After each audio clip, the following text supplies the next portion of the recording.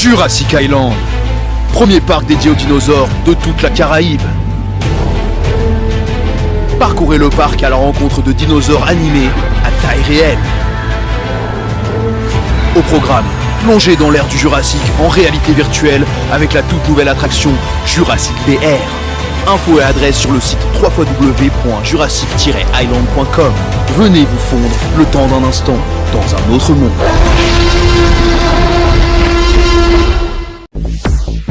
Hexagone, actualité. Outre-mer News, je me trouve dans l'une des salles de la mairie de Paris pour une conférence de presse pour présenter Outre-mer Solidarité Catastrophe, la première ONG dédiée aux Outre-mer. Évidemment, il fut question de Mayotte puisque cette ONG s'est tout de suite mise en contribution, je veux dire, pour revenir en aide aux sinistrés mahorais, très nombreux malheureusement. Organisée par l'ONG OMSC. Elle aura pour thème échange avec les Outre-mer, réagir face aux catastrophes naturelles pour un avenir durable. Je m'appelle Olivier Nassau et j'aurai le plaisir de présenter cet événement qui se déroulera en 4 temps. Nous débuterons par un mot de bienvenue et de soutien de la ville de Paris pour les initiatives en faveur des Outre-mer. Cette prise de parole sera suivie d'une présentation de l'ONG en vidéo, puis par la voix de son président, M. Jean-Luc Cyprien. Un deuxième temps sera dédié à 2 interventions par des représentants de Mayotte pour évoquer la signature de la convention avec le département de Mayotte et comment accompagner une structure comme OMSC dans ses actions. La troisième partie de cette conférence sera consacrée à la prise de parole de différents élus, avec Monsieur le maire de Gagny, Rollin Cranoli, Monsieur le maire de la commune de Saint-Pierre, Christian Raffa, ainsi qu'un représentant du département de la Guadeloupe, Lélie d'Alexis. La dernière partie donnera la parole à 3 experts qui répondront sous 3 angles différents au thème de cette conférence de presse. Nous terminerons cette conférence par une présentation des membres de l'ONG et les questions des journalistes aux intervenants. Et bien évidemment, nous vous inviterons ensuite à une petite collation. Une petite consigne pour ne pas gêner les interventions. Je vous invite dès à présent à positionner vos portables, smartphones en position vibreur pour ne pas perturber les différentes prises de parole. Et j'invite tout de suite à mes côtés Yannick Hope, directeur de cabinet par intérim de Jacques Martial, adjoint à la maire de Paris en charge des Outre-mer.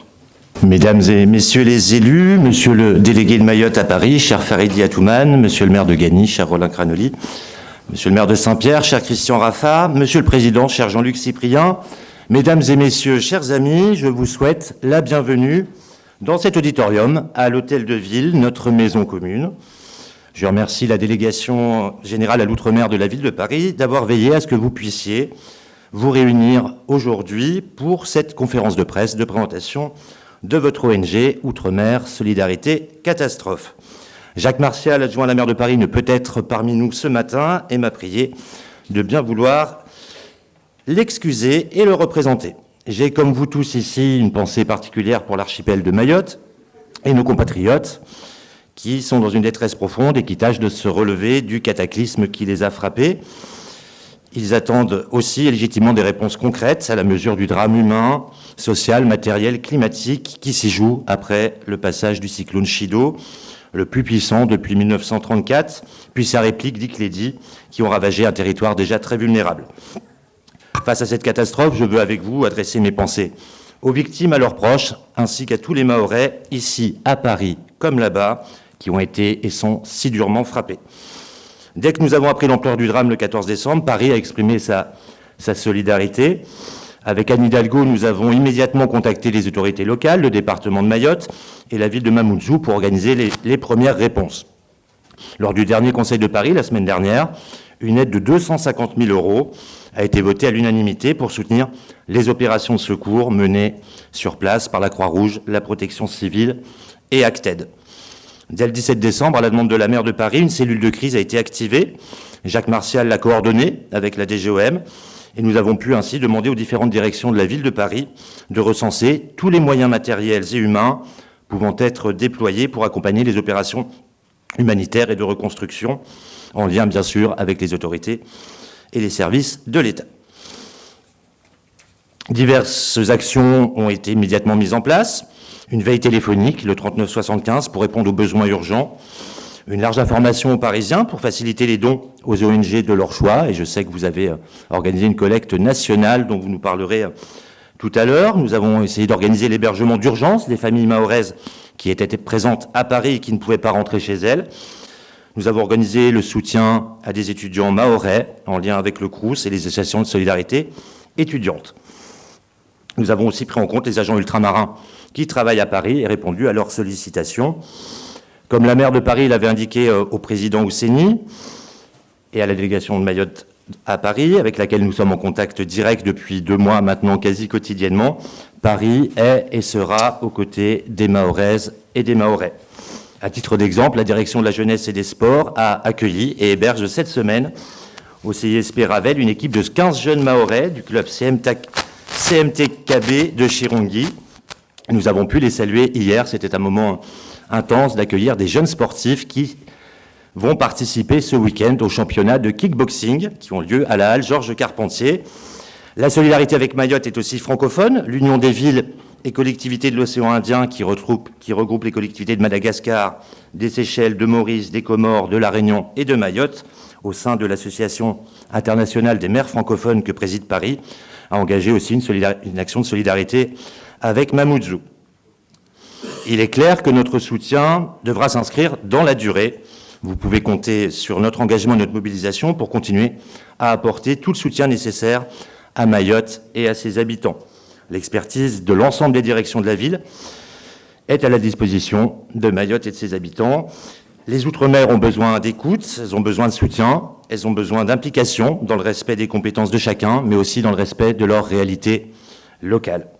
Mesdames et messieurs les élus qui venez de ces territoires et qui nous faites l'honneur de leur présence aujourd'hui, nous savons combien vous êtes confrontés à de nombreux défis avec une intensité et une difficulté qui dépassent bien souvent celles auxquelles sont confrontés vos homologues de l'Hexagone.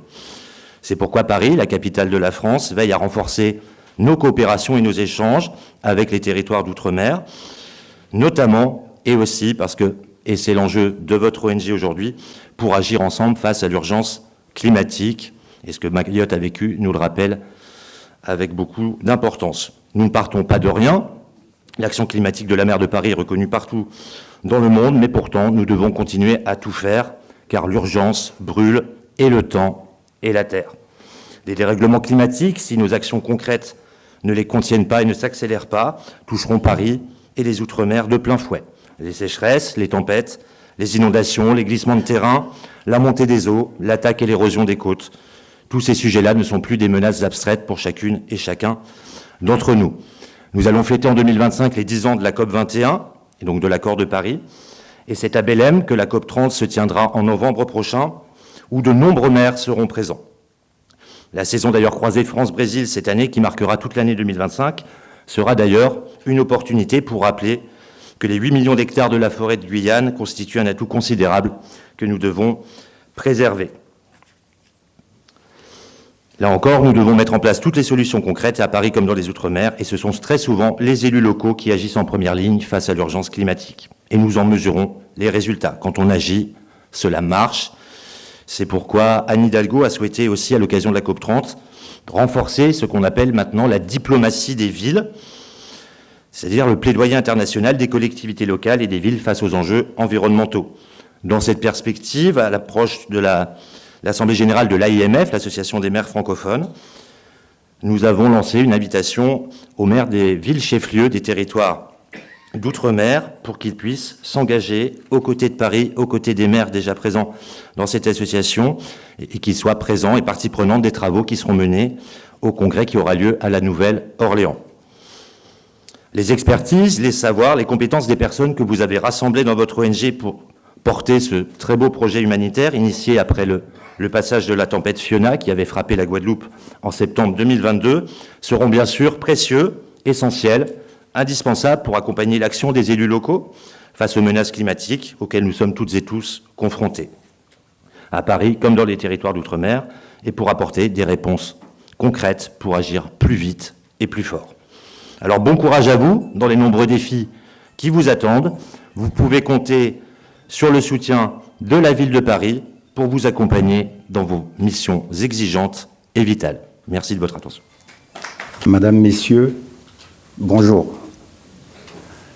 Je suis ravi de vous accueillir aujourd'hui à l'auditorium de la mairie de Paris.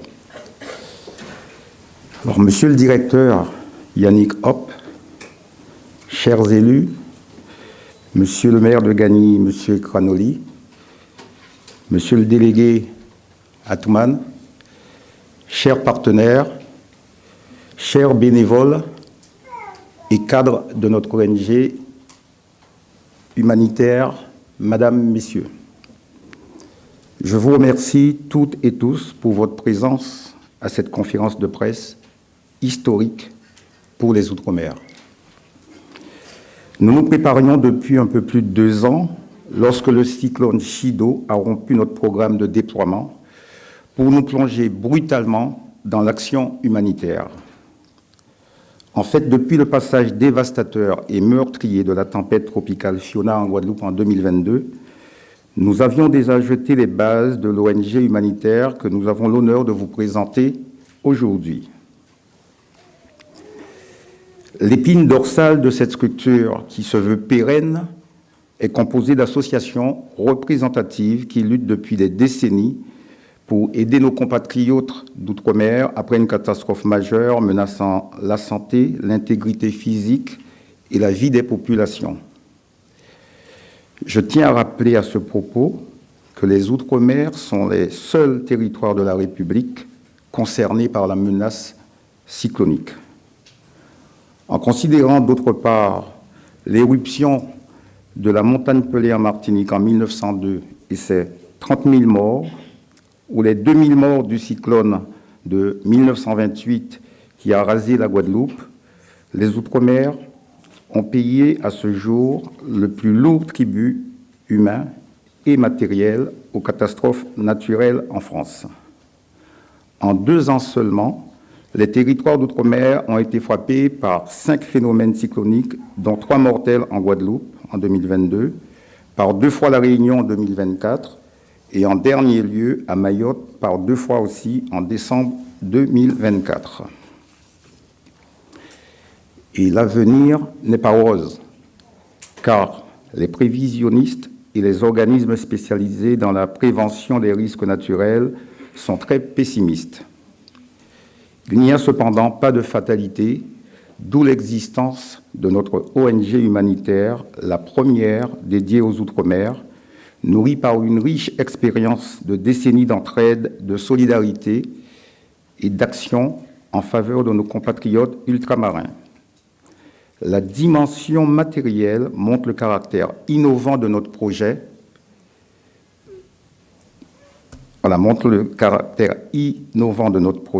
Avec l'utilisation de drones humanitaires pour la première fois dans les territoires ultramarins. Mais la dimension scientifique aussi, incarnée par M. Gaël Musquet, qui est une référence en matière d'anticipation, de prévision et de prévention des catastrophes naturelles, et du docteur Boris Veliatchev, l'un des artisans de la reconstruction de la Guadeloupe après le cyclone Hugo, qui a dévasté ce département en 1989. Notre ambition est de relever les défis de l'humanitaire dans les Outre-mer. Enfin, notre doctrine, qui s'inspire des principes humanitaires fondamentaux relevant du droit international humanitaire, ratifié par les Nations Unies et l'Union européenne, vise à garantir le caractère humanitaire de la mission que nous nous sommes assignés, à savoir apporter une aide vitale aux populations dans le besoin, sans établir aucune distinction pénalisante entre elles. Je vous remercie. Mesdames et messieurs, bonjour. Lorsque j'ai eu un échange avec l'une des représentantes de l'ONG Outre-mer Solidaire Catastrophe City, j'avais cru comprendre qu'on avait à peu près 2 minutes, donc Je vais essayer de respecter ce temps de 2 minutes. Mais en premier lieu, déjà, dire un immense merci à cette ONG, Outre-mer Solidaire Catastrophe, effectivement avec laquelle le département a signé une convention mi-janvier. Merci, cher Jean-Luc. Cette initiative est à saluer parce qu'effectivement, nous savons maintenant quelles catastrophes nous guettent, les catastrophes climatiques.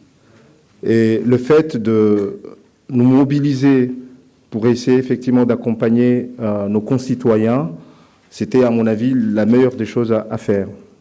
Donc, s'agissant plus spécifiquement de cette convention, naturellement, effectivement, le président du département, nos autorités ont demandé à ce que Outre-mer Solidaire Catastrophe prolonge effectivement le dispositif, puisqu'il faut le souligner, depuis cette catastrophe, l'élan de solidarité qui s'est manifesté en faveur de la population de Mayotte et des sinistrés est extraordinaire, impossible à qualifier parce que c'est une première.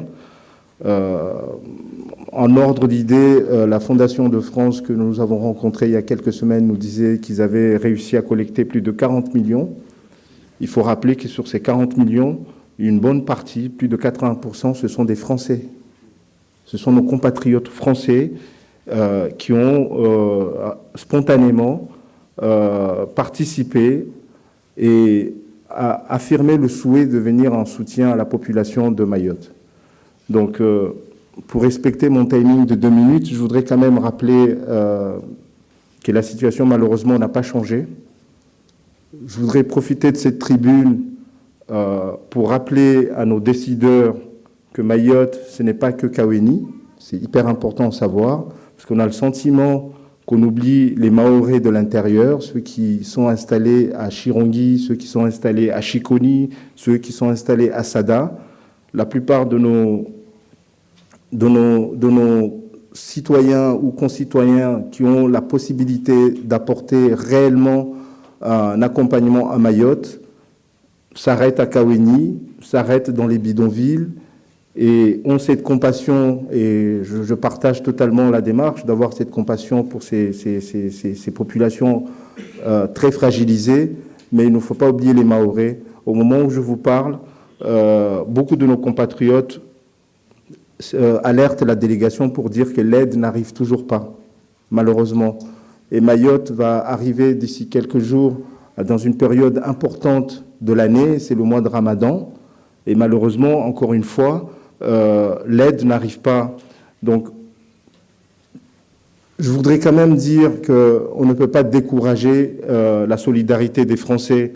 Ils ont aujourd'hui fait toute cette mobilisation pour nous amener de quoi assurer un certain réconfort aux Mahorais, sauf que cette aide, malheureusement, est aujourd'hui bloquée. Donc moi, j'attire l'attention parce que le travail formidable que fait Outre-mer Solidaire Catastrophe ne peut pas s'arrêter maintenant. On ne doit pas décourager l'élan des Français. Donc, juste dire qu'effectivement, face à cette urgence humanitaire aggravée par déjà des décennies de délaissement institutionnel, notre mobilisation et notre vigilance doivent être renforcées. Les gens ont besoin d'aide, donc je finirai juste en posant cette question: combien de temps va durer le purgatoire de Mayotte? Et là, je m'adresse à l'ensemble de nos autorités. Combien de temps va durer le purgatoire de Mayotte? Quand on aura l'égalité républicaine? Quand les Mahorais seront considérés comme des Français, comme tous ceux des autres des départements? Voilà, je vous remercie. Merci beaucoup pour votre invitation, Monsieur le Président, Messieurs les maires et Monsieur le représentant de la mairie de Paris. Je voudrais tout d'abord excuser le sénateur Saïd Omar Wali qui est entre Mayotte et La Réunion en ce moment et donc il ne pouvait pas participer à cette rencontre. Il m'a demandé de le représenter et surtout de bien remercier cette association Solidarité Catastrophe Outre-mer, à laquelle d'ailleurs il a pu avoir un contact direct. Il s'est déplacé pour voir effectivement comment les bénévoles avaient tout organisé à la Bourse du Travail de Saint-Denis. Il en a gardé d'ailleurs un très bon souvenir, et surtout de cette marque de solidarité de l'Hexagone vis-à-vis de ce territoire fortement touché, et qu'il connaît parfaitement bien. Il a aussi actuellement un certain nombre d'informations que cette solidarité concerne beaucoup de territoires sur l'Hexagone. Il va d'ailleurs très prochainement, au mois de mars, participer à une soirée de soutien dans la ville de Vannes, en Bretagne. Et il a eu un certain nombre de remontées, effectivement, qui rejoignent ce qu'a dit le représentant de la délégation de Mayotte sur Paris. C'est qu'effectivement, il y a un élan de solidarité très fort, remarquable, je pense, pour un territoire qui faisait pas obligatoirement la une de la presse. Il fait la une de la presse aujourd'hui, mais malheureusement pour une catastrophe. Et je pense que c'est assez significatif de l'attachement des Mahorais aussi à la France, et de l'attachement des Français au territoire ultramarin d'un point de vue général. Donc il a un certain nombre d'informations sur, et ça je rejoins ce qu'a dit le représentant de la délégation de Mayotte à Paris, c'est que actuellement il y a des problèmes effectivement d'organisation de concrètement ce qu'on appelle dans le transport le dernier kilomètre. Et donc le sénateur d'ailleurs à ce titre a interpellé le Premier ministre pour lui dire que d'abord il y avait des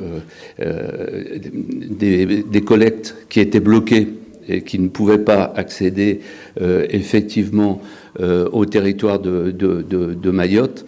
Et de deux, le deuxième aspect, c'est après de dispatcher effectivement cette aide humanitaire à la population. Je pense qu'il faut aussi avoir un peu en tête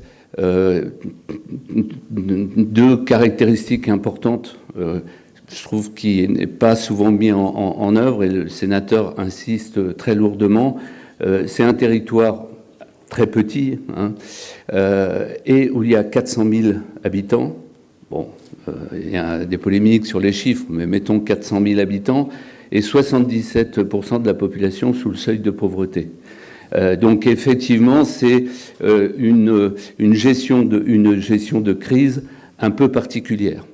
C'est pour ça d'ailleurs que le sénateur a demandé une commission d'enquête qui vient d'être d'ailleurs relayée par 3 groupes du Sénat, une commission d'enquête pour effectivement tirer les conclusions de cette crise. Et on le voit qu'elle n'a pas terminé, elle n'est pas encore terminée, et qu'il y a des problèmes de logistique. Donc la logistique, c'est de la gestion de crise. Et donc il a demandé cette commission d'enquête, pas simplement pour faire le point des dysfonctionnements dans cette gestion sur le territoire de Mayotte, mais ça rejoint ce qu'a dit le président tout à l'heure. C'est pour en tenir compte pour les catastrophes qui malheureusement toucheront bon nombre de territoires ultramarins, on le sait, dans les années qui vont venir, et donc pour tirer des conclusions de cette gestion de crise. Et dans le volet gestion de crise, il y aura bien entendu cette question de l'aide humanitaire et de cette répartition aussi de l'aide, comme l'a dit tout à l'heure le représentant de la Maison de Mayotte, sur l'ensemble du territoire. On parle de 17 communes à Mayotte. C'est pas 17 communes, si administrativement, c'est 75 villages. Il ne faut jamais oublier ça. 75 villages, eh ben c'est 75 unités qui doivent aussi recevoir l'aide humanitaire. Voilà, donc le sénateur s'excuse de pouvoir partager ce moment très important de solidarité envers Mayotte, mais je lui ferai un fidèle compte-rendu des différentes interventions et je pense qu'il adressera au président toute son amitié et tout le soutien au travail important et essentiel que vous faites pour Mayotte.